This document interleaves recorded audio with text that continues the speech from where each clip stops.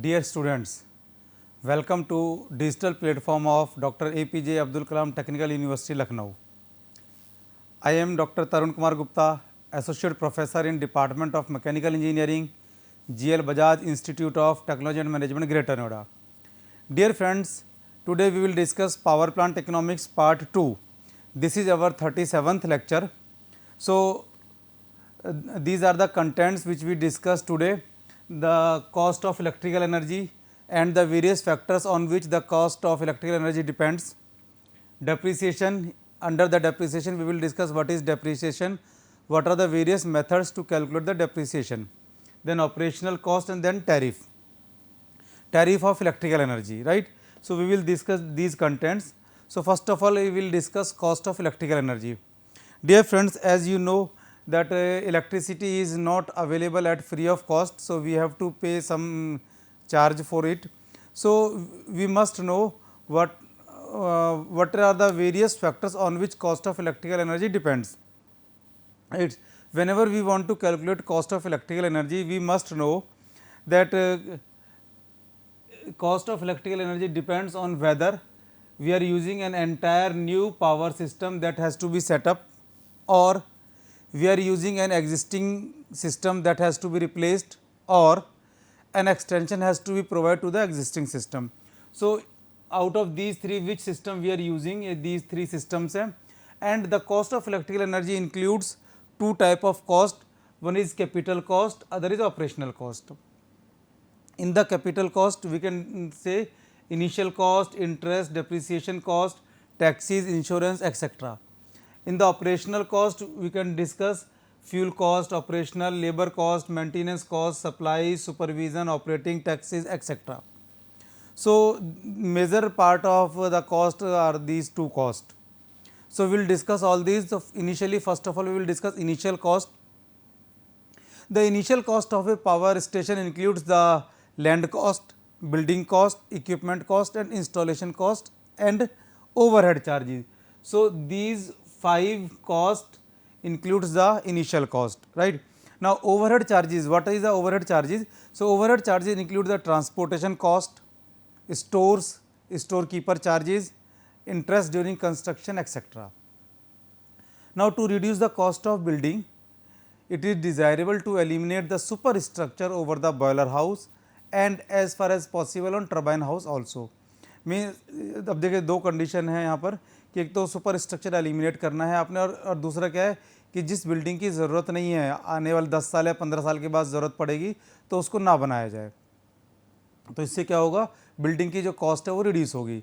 The cost on equipment can be reduced by adopting unitary system where one boiler is used for one turbo generator, right.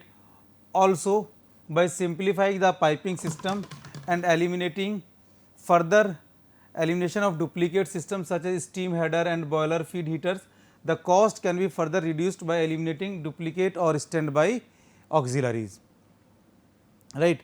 When the power plant is not situated in the proximity of the load served, the cost of primary distribution system will be a part of initial investment. Means कि जहाँ पर use होना है power को, अगर उसके आसपास power plant नहीं है, आपने रिमोट एरिया में पावर प्लांट को इंस्टॉल किया हुआ है, सो रिमोट एरिया में इंस्टॉल करने पर क्या होगा कि पावर प्लांट से और यूज़ पॉइंट तक जो आप सिस्टम करेंगे, डिस्ट्रीब्यूशन सिस्टम आप यूज़ करेंगे, उस डिस्ट्रीब्यूशन सिस्टम की कॉस्ट भी इनिशियल कॉस्ट में ऐड होगी. ठीक है. इसके साथ साथ क्या है कि you have to design your system as per efficiency base. ध्यान रखिएगा, एफिशिएंसी बेस पर आपने डिज़ाइन करना है सिस्टम को.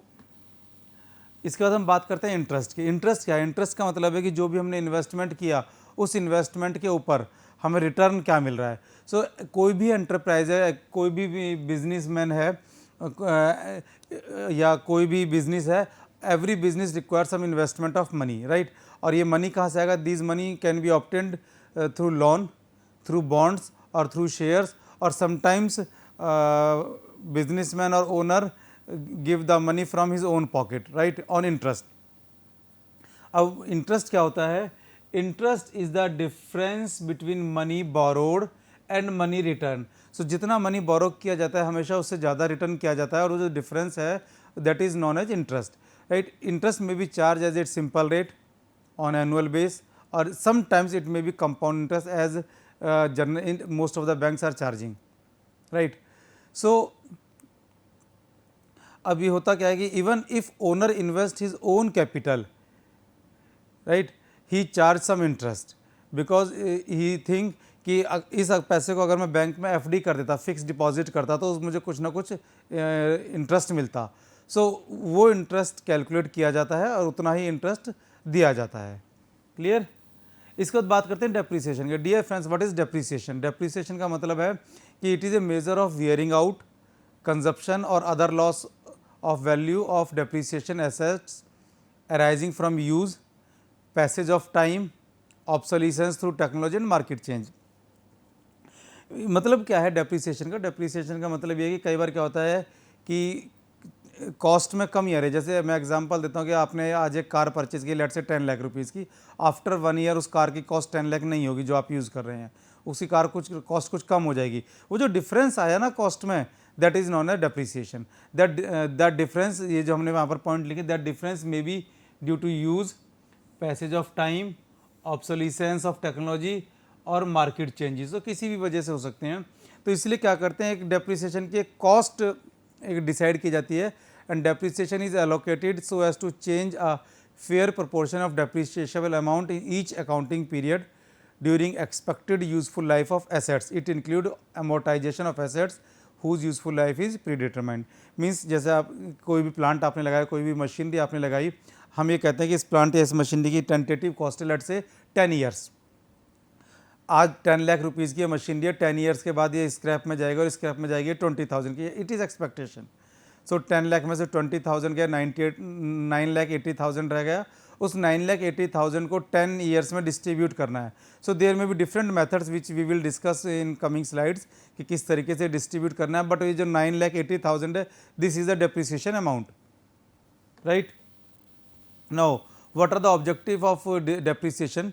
To calculate proper profit, to show the assets at its reasonable value, right, to maintain the original monetary investment of assets intact, provision of depreciation result in some incidental advantages also, to provide for replacement of an assets, and depreciation is permitted to be deducted from profit for tax purpose, right. These are the objective. Now what are the causes of depreciation? Though I have already discussed, I have already told that may be due to use, due to passage of time, due to technological changes. So there are main two causes, internal and external causes. So internal causes includes wear and tear, disuse, maintenance, change in production, restriction of production, reduced demand, technical progress and depletion, etc. And if we are talking about external cause, it may be obsolescence and afflux ion of time. So though there are so many methods to calculate depreciation, but most famous method are these 4 methods which we discuss here: straight line method, percentage method, sinking fund method and unit method. So these 4 methods are used to calculate the depreciation amount. First of all straight line method. See straight line, बिल्कुल सीधी line, means अगर हम graph draw करते हैं time versus amount का, तो it is a straight line. So what is in, it is the simplest and commonly used method, ये सबसे आसान है मेथड है। And the life of equipment or enterprise is first assessed and the residual or salvage value of same after estimated life span. जैसे मैंने आपको भी example दिया कि लेट से किसी मशीनरी की लाइफ है 10 ईयर्स, राइट। तो आपने इनिशियली आज हम परचेज करते हैं 10 लाख की, आफ्टर 10 ईयर्स इसकी क्या कॉस्ट होगी? It will be scrap, let say, तो स्क्रैप में उसकी कॉस्ट क्या होगी? लेट से 20,000। सो डिफरेंस आ गया 9,80,000 का। सो ये जो 9,80,000 है, ये 10 ईयर्स में इक्वल डिस्ट्रीब्यूट करना है। This is straight line, right. So the salvage value is deducted, लिखा हुआ है the salvage value is deducted from the initial capital cost and balance is divided by the life as assessed in years, right. Thus, the annual value of decrease in cost of equipment is found and is set aside as depreciation annually from income. Means ये जो मैंने बताया 9,80,000 है, तो 10 years में equal distribute किया, 98,000 per year आ गया। सो जितना भी प्रॉफिट हो रहा है, जितनी भी इनकम हो रही है, उसमें से 98,000 डेप्रिसिएशन के नाम के माइनस कर दिए जाएंगे, रेस्ट इज द प्रॉफिट। दस rate of depreciation is uniform throughout the life of equipment. By the time the equipment has lived out its useful life, the amount equivalent to its net cost is accumulated, which can be utilized for replacement of the plant or that machinery. Means 10 साल का जब हमें नई machine purchase करनी होगी तो हमारे पास 9,80,000 plus scrap value 20,000 10 lakh available होंगे। उस 10 लाख से हम क्या कर सकते हैं, नई मशीन परचेज कर सकते हैं, राइट। अब देखिए, लेकिन इसके एडवांटेज और डिसएडवांटेज दोनों हैं। जब हम बात करें स्ट्रेट लाइन के, डिसएडवांटेज क्या है कि 10 साल का तो मुझे नहीं पता उस मशीन की कॉस्ट क्या होगी, ज़्यादा हो सकती है। और डिसएडवांटेज क्या है, एक और डिसएडवांटेज है इसका। डिसएडवांटेज एक और ये है कि ये जो हम इकट्ठा कर रहे हैं हर साल पैसा, इसको बैंक में जब हम रखते हैं, एफडी करते हैं, सो उसका इंटरेस्ट पार्ट को हमने यहाँ पर कैलकुलेट नहीं किया, right. So next method is percentage method. In the percentage method, depreciation value of equipment from year to year is taken into account of depreciation and the amount of depreciation calculated upon actual residual value for each year. It is thus reduced for successive years. What does it mean? It means जैसे मैंने आपको बताया कि 10 लाख rupees cost थी initially, scrap cost 10 years के बाद 20,000 होगी, so remaining amount is 9,80,000 which we have to recover. Now what happened कि हम परसेंटेज बेस कर देते हैं कि लेट से ये जो 9,80,000 है, इसमें से 20% फर्स्ट 2 ईयर्स में ले लेना है और 20% नेक्स्ट 3 ईयर में लेना है, देन 20% नेक्स्ट 2.5 ईयर में, देन 20% नेक्स्ट 2.5 ईयर में। इस तरीके से कर सकते हैं। या कोई और मेथड हम डिस्ट्रीब्यूट कर सकते हैं कि 10% फर्स्ट ईयर में, या 15% फर्स्ट ईयर में, 10% सेकेंड ईयर में, 10% थर्ड ईयर में। सो इस तरीके से परसेंटेज डिसाइड कर सकते हैं। सो दैट क्या होगा कि जब मशीन नई है, एफिशिएंसी ज़्यादा होगी, एफिशिएंसी ज़्यादा है तो क्या होगा, उसकी प्रोसेसिंग कॉस्ट, मैन्युफैक्चरिंग कॉस्ट कम होगी, सो उस समय प्रॉफिट ज़्यादा होगा, तो हम ज़्यादा डेप्रिसिएशन अमाउंट उसका निकाल सकें, रख सकें, right. Next one is sinking fund method. This method is based on conception that the annual uniform deduction from the income for depreciation will accumulate to the capital value of the plant at the end of life of the plant or equipment, right. In this method, the amount set aside per year consists of annual installment and the interest earned on all installments. So इसमें क्या है कि जो interest part है उसको भी calculate किया जा रहा है। देखिए जैसे हम लिखा A is equals to I divide by 1 plus I raise to power n minus 1 outside the bracket, right. इस टू टोटल को मल्टीप्लाई किया P माइनस S से। अब देखिए in this what is I, you can say I is the annual rate of compound interest on the investment capital, कि जो हमने capital लगाई है, जैसे मैंने कहा कि हमने मशीनरी परचेज की 10 लाख रुपीज़ की, राइट। अब वो 10 लाख रुपीज़ कहाँ से आया? In most of the case we are taking loan from the bank. So bank से जो 10 लाख रुपीज़ का लोन लिया, उस 10 लाख रुपीज़ पर इंटरेस्ट भी तो लग रहा है। सो यहाँ पर उस इंटरेस्ट को भी कैलकुलेट किया गया है। A is the amount set aside at the end of each year from for n years. This is a a कि हर साल कितना पैसा हमें डेप्रिसिएशन अमाउंट निकालना है। अगर हमने n ईयर्स माने, लेट से n मीन्स 10 ईयर्स माने, n is the life of the plant, जो एग्जांपल हम डिस्कस करें उसमें इसको हमने 10 ईयर लिया। S is the salvage value eight the end of the plant life, means scrap value you can से, विच इज़ अप्रॉक्सीमेटली 20,000 जो हमने अभी कहा था आपसे। And P is the initial investment, so P minus as initial investment minus scrap value, right. इसको multiply किया इस सारे से, interest divide by this all this. So from here we will get annual amount which we have decided for n number of years. इसके बाद बात करते हैं नेक्स्ट मेथड की, that is unit method, right. अब what is unit method? In this method some factor is taken as standard one and depreciation is measured by that standard. In place of year an equipment will last, the number of hours that an equipment will last is calculated. जैसे मैं बात करता हूँ यहाँ पर generator की, generator के लिए नंबर ऑफ ईयर्स की जगह अगर हम नंबर ऑफ आवर्स कि कितने आवर्स वो वर्क कर रहा है उसको यूज़ करें, या कार की अगर हम बात करते हैं, किसी ऑटोमोबाइल व्हीकल की हम बात करते हैं, तो instead of number of years अगर हम बात करें नंबर ऑफ आवर्स के, कितने घंटे वो इसका इंजन वर्क कर रहा है, कितने घंटे वो गाड़ी वो मशीन वर्क कर रही है, तो that will be most useful. This total number of hours is divided by the capital value of equipment.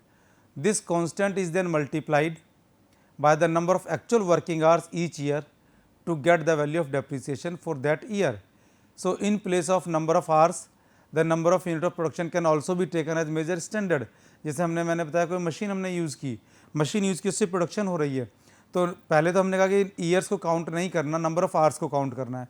हो सकता है नंबर ऑफ़ आवर्स को आप काउंट ना करें, उससे प्रोडक्शन कितनी हो रही है उस प्रोडक्शन को आप काउंट करें कि लेट से 10,000 पीस एक घंटे में बन रहे हैं, तो पर पीस 5 पैसा उसका डेप्रीसिएशन अमाउंट है।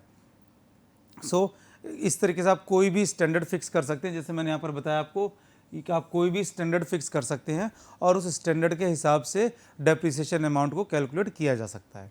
क्लियर है? इसके बाद बात आती है ऑपरेशनल कॉस्ट की। अभी तक हम बात कर रहे थे इनिशियल कॉस्ट की, फिर बात आती है यहाँ पर ऑपरेशनल कॉस्ट की। ऑपरेशनल कॉस्ट क्या है? ऑपरेशनल कॉस्ट है कि किसी भी प्लांट को, किसी भी मशीनरी को ऑपरेशनल बनाने के लिए, मीन्स यूज़ करने के लायक बनाने के लिए और यूज़ करते रहना बनाने के लिए जो कॉस्ट इंक्लूड होती है, that is known as operational cost. So it is the element that makes the operating expenditure of a power plant. अब इसमें कौन कौन सी कॉस्ट आती है? देखिए, सबसे इंपॉर्टेंट कॉस्ट है कॉस्ट ऑफ फ्यूल। बिना फ्यूल के तो कोई मशीनरी वर्क कर ही नहीं सकती, चाहे वो फ्यूल इलेक्ट्रिकल एनर्जी हो, फ्यूल केमिकल एनर्जी हो, फ्यूल कोई और कोल हो या कुछ भी हो। So you have to give some input. ये जो इनपुट आप देंगे, इनपुट एनर्जी आप देंगे, that is known as fuel. इसके साथ साथ उस मशीनरी को रन करने के लिए लेबर की रिक्वायरमेंट होती है। So labour cost is another major cost, right. इसके साथ साथ जब भी मशीनरी को हम रन करते हैं तो after some time it needs some maintenance and repairs. So maintenance and repairs, cost of store other than fuel. अब cost of store other than fuel, right. इसके साथ साथ supervision and taxes if any. So ये सारे operational cost में आते हैं, ठीक है। अब जैसे हम बात करते हैं कॉस्ट ऑफ फ्यूल की, अब हम आपसे कहते हैं जैसे थर्मल पावर प्लांट है, थर्मल पावर प्लांट में फ्यूल क्या है? थर्मल पावर प्लांट के अंदर फ्यूल है coal, right. So in a thermal power plant or in a thermal station, fuel is the heaviest item of operating cost. The selection of fuel and the maximum economy in its use are very important consideration in thermal power design, right. कितना? लगभग 55 to 65% जो cost है operational cost का, वो fuel होता है। कोल, thermal power plant की मैं बात कर रहा हूँ। It is desirable to achieve highest thermal efficiency for the plant so that fuel charges can be reduce. So यहाँ पर आपने ध्यान रखना है कि कोल भी आपने वो यूज़ करना है जिसकी एफिशिएंसी मैक्सिमम, अच्छी एफिशिएंसी है, और साथ में मैक्सिमम एफिशिएंसी तक यूज़ करना है। मीन्स कोल को वेस्ट नहीं करना है, फ्यूल को वेस्ट नहीं करना है, फायर को वेस्ट नहीं करना है। Because if you are wasting the fuel और फायर तो क्या होगा? एफिशिएंसी कम होगी। एफिशिएंसी कम होने से क्या होगा? आपको फ्यूल पर ज़्यादा एक्सपेंसेस करने पड़ेंगे, right. So the cost of fuel includes not only its price at the site of purchase but its transportation and handling cost also. So ध्यान रखिए, इसीलिए क्या करते हैं? ऑटोमेशन किया जाता है। किसका ऑटोमेशन कर सकते हैं? देखिए, परचेज करने का ऑटोमेशन नहीं होता, ट्रांसपोर्टेशन तो बाय रोड बाय रेल कैसे भी आप करेंगे उसमें क्या ऑटोमेशन नहीं होगा, बट हैंडलिंग कॉस्ट, कोल को हैंडल कैसे किया जाए, यहाँ पर ऑटोमेशन किया जा सकता है। सो दैट एक वन टाइम इन्वेस्टमेंट हो और रनिंग कॉस्ट, ऑपरेशनल कॉस्ट कम से कम हो। सो एक बार यहाँ पर इन्वेस्टमेंट किया जा सकता है। नाउ अगर मैं हाइड्रो प्लांट की बात करता हूँ, हाइड्रो प्लांट में फ्यूल क्या होता है? डियर फ्रेंड्स, हाइड्रो प्लांट में फ्यूल होता है water, right. Because water is only fuel which generate energy in the hydro plant. So water की जो कॉस्ट है दैट इज ऑलमोस्ट ज़ीरो। अगर वाटर की कॉस्ट ऑलमोस्ट ज़ीरो है तो क्या होगा वहाँ पर? In the hydro power plant absence of fuel cost is responsible for lowering the operational cost. So इसीलिए वहाँ पर क्या ऑपरेशनल कॉस्ट काफ़ी कम है। Clear? So plant heat rate can be improved by use of better quality of fuel or by employing better thermodynamic conditions in the power plant design. ये thermal plant के लिए हम बात कर रहे हैं। The cost of fuel varies with the following. कौन कौन से पॉइंट पर वेरी करती है? Unit price of fuel, amount of energy produce and efficiency of the plant. सो इन तीन पर डिपेंड करती है कॉस्ट ऑफ फ्यूल, राइट। इसके साथ साथ क्या है कि अगर if you are very intelligent and you know the market fluctuation, आपको पता मार्केट में रेट के क्या फ्लक्चुएशन हो रहे हैं। सो जब फ्यूल सस्ता अवेलेबल है, लेस प्राइस पर अवेलेबल है, तो at that time you can book large quantity of the fuel, ठीक है। इसके बाद हम बात करते हैं लेबर कॉस्ट की। लेबर कॉस्ट क्या है? labor means manpower which is required for running the power plant. So for plant operational, labor cost is another item of operating cost. Maximum labor is needed in a thermal power plant using coal as a fuel. A hydraulic plant or a diesel plant of equal capacity require lesser number of person, right? Because thermal power plant में क्या कोल है, कोल की handling है, कोल की preparation है, sizing है, crushing है, furnace है, ऐश की हैंडलिंग है, तो ये सारे करने के लिए you need some man power. But in case of hydro power plant or diesel power plant there is a water is coming through penstock. और डीजल पावर प्लांट में क्या है, डीजल का एक स्टोरेज टैंक है, वहाँ से वो पाइपलाइन के थ्रू सप्लाई किया जा रहा है. So less number of persons are required in case of hydraulic as well as diesel power plant, right? In case of automatic power station, the cost of labor is reduced to a great extent. So that's why people are shifting to automation. However, labor cost cannot be completely eliminated even with the fully automatic stations, because some manpower is still required for periodic inspection, maintenance, etc. सो ये periodic inspection and maintenance जो हैं ये automation से नहीं हो सकते. Man power is required for this. So कितना भी ऑटोमेशन है प्लांट में, कितना भी ऑटोमेटिक प्लांट है, इस काम के लिए मैन पावर की रिक्वायरमेंट होती है. इसके बाद हम बात करेंगे cost of maintenance and repairs, right? In order to avoid the plant from break down, maintenance is always required. अगर मेंटेनेंस नहीं करेंगे तो क्या होगा, पार्ट खराब हो जाएगा, प्लांट ब्रेक डाउन हो जाएगा, काम करना बंद कर देगा, आउटपुट नहीं मिलेगा. ठीक है. Maintenance includes periodic cleaning, greasing, adjustment and overhauling of equipment. The material use for maintenance is also charge under this head. Sometimes क्या होता है, जैसे ग्रीसिंग मैंने कहा, ग्रीसिंग के लिए we need grease, so grease भी जो है मेंटेनेंस चार्ज के अंडर आएगी. Sometimes an arbitrary percentage is assumed as maintenance cost, because maintenance का पता नहीं कितना होगा. So sometimes it is assume let's say 2% और 1% जो है वो मेंटेनेंस कॉस्ट है. A good plan of maintenance would keep the setup in dependable conditions and avoid the necessity to many stand by plants. Means अगर आप periodic maintenance करते रहते हैं तो पीरियोडिक मेंटेनेंस से क्या होगा, ब्रेक डाउन नहीं होगा. ब्रेक डाउन ना होने से क्या होगा कि आपको प्लांट को कभी भी स्टॉप नहीं करना पड़ेगा. Repairs are necessitated when the plant breaks down or stop due to fault developing in the mechanism. The repair may be minor, major or periodic overhaul and are charged to the depreciation fund of the equipment. This item of cost is higher for thermal power plant than for hydro due to complex nature of principal equipment and auxiliary in the thermal power plant. So thermal power plant में क्या है कि number of machines ज़्यादा हैं, इसलिए maintenance का ज़्यादा होता है, हाइड्रो में कम होती हैं, इसलिए कम होती हैं. इसके बाद हम बात करते हैं कॉस्ट ऑफ स्टोर. मैंने कहा अदर देन फ्यूल, सो यहाँ पर भी हमने लिख दिया other than fuel. You can see इसमें क्या होगा, cost of store other than fuel include such article as lubricating oil, grease, cotton waste, small tools, chemicals, paints and other things. This cost is higher in thermal power station as compare to hydro electric power station, right? फिर हम बात करेंगे supervision की. In this head salary of supervision staff, we include salary of supervision staff. A good supervision is reflected lesser breakdown and extended plant life. जितना अच्छा supervision होगा, plant का breakdown कम होगा, लाइफ उतनी ज़्यादा होगी, right? Supervising staff include the station superintendent, chief engineer, chemist, engineer, supervisor, store in charges, purchase officer and some other officers, right? Again, thermal stations, particularly coal fed, have great incidence of this cost than as compared to hydroelectric power plant. Taxes की बात करते हैं तो taxes में क्या आएगा, income tax, GST, social security and employ security etcetera. इसके बाद हम बात करेंगे डियर फ्रेंड्स टैरिफ की. टैरिफ क्या है, टैरिफ है, tariff is the rate at which electrical energy is sold, right? So in market few tariffs are also available which we will discuss. But before that we discuss what are the objective and requirement of tariff. Means tariff की ज़रूरत क्या पड़ी, electricity के rate system बनाने की ज़रूरत क्या पड़ी अलग अलग तरह के. सो ऑब्जेक्टिव है recovery of cost of capital investment, power plant में जो भी इन्वेस्टमेंट किया हो उसको रिकवर करने के लिए. recovery of cost of operational, supplier and maintenance, recovery of cost of material, equipment and collection cost, and net ROI, return on investment. अगर मैं रिक्वायरमेंट की बात करता हूँ, सो क्या कैसा होना चाहिए tariff system? Easy to understand, right, provide lower rate for higher consumption. अब पावर क्या होती है?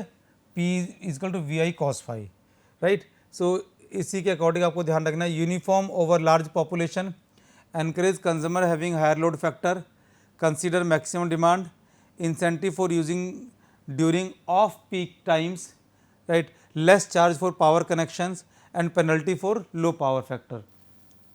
अब जनरल फॉर्म ऑफ टैरिफ, जो टैरिफ अवेलेबल है स्टैंडर्ड टैरिफ है Z equal to A plus A x plus B Y plus C, where Z is a total bill, जो bill आता है हमारे पास, X maximum demand in kilowatt, Y energy consumed in KWH, rate A is the rate per kilowatt, B is the energy rate per kilowatt KWH and C is a constant charge. So तीनों तरीके से हो सकता है. अब there are some types of tariffs are available: flat rate tariff, simple tariff, block rate tariff, two part tariff or maximum demand tariff. Sometimes two part tariff is also known as Hopkinson demand rate, and three part tariff which is also known as Doherty rate system. अब flat rate की अगर हम बात करते हैं तो it is a type in which different consumer have different rate. और discrimination exist between small and large consumer. Means flat बता दिया कि कितना भी आप इलेक्ट्रिसिटी यूज़ करें आपको एक इस अमाउंट से, मीन्स लेट से 5 रुपीज़ पर यूनिट आपको चार्ज देना है. अब इसमें क्या है कि लार्ज कंज्यूमर आर एनकरेज की, जो ज़्यादा यूज़ कर रहा है उसको कोई प्रॉब्लम नहीं है, लेकिन जो कम यूज़ कर रहा है उसको प्रॉब्लम है. This tariff is simple and easy to calculate. Different energy meters are required to install at consumer premises, right. This supplier doesn't get any return for connection given to consumer if he is not using any electricity. Means अगर एक महीने में कोई electricity use नहीं की उसके लिए उसको कुछ भी नहीं देना. इसके बाद हम बात करते हैं सिंपल टैरिफ की. सिंपल टैरिफ क्या है? The tariff which has a fix rate per unit consume. बिल्कुल simple, right. This is a simplest tariff. Even a simple consumer can understand it. उसको ये पता है कि मुझे तो ये इस हिसाब से पैसा देना है. There is no differentiation between small big consumer and cost generally जो है पर यूनिट ये हाई होती है. ब्लॉक रेट की अगर हम बात करें, ब्लॉक रेट में क्या होता है कि टोटल एनर्जी को ब्लॉक्स में डिवाइड कर दिया जाता है कि लेट से पहले 100 यूनिट के लिए आपने ये खर्च पैसे देने हैं, नेक्स्ट 100 यूनिट के हिसाब से देने हैं, नेक्स्ट 100 यूनिट के लिए हिसाब से देने हैं. सो ब्लॉक्स बना दिए हैं. एडवांटेज क्या है? The consumer are encourage to consume more energy. This increase load factor on the system and cost of generation is reduce. और डिसएडवांटेज की बात करते हैं तो इसमें डिमांड को कंसीडर नहीं किया गया है, राइट. इसके बाद है two part system. Two part system में क्या है कि कंज्यूमर के लिए टू पार्ट इसमें कंसीडर किए गए हैं. मैंने आपको जेड पहले बताया, 3 पार्ट बताया, A x plus B Y plus C. तो 2 पार्ट यहाँ पर उसमें से लिए जाते हैं, A x plus B Y. This tariff is very suitable for industrial consumer who have higher demand and it take consideration of maximum demand of the consumer. लेकिन disadvantage की बात अगर हम करते हैं तो डिसएडवांटेज देखिए, maximum demand indicator to be installed at premises, कि डिमांड कितनी है, क्योंकि हमने कहा ए एक्स प्लस बी वाई, तो डिमांड कितनी है, डिमांड के लिए अलग मीटर इंस्टॉल करना पड़ेगा, राइट. And consumer has to pay some fix amount per kilowatt, वो यूज़ करे या ना करे, बिकॉज उसका कनेक्शन कितने किलोवाट का उसके हिसाब से उसको देना पड़ेगा. एंड लास्ट जो है that is 3 part system. Last is 3 part system. तो इसमें 3 पार्ट होते हैं, first second and third part. Z equal to A x plus B Y plus C, right. First part में क्या है, इट इज़ पर किलोवाट.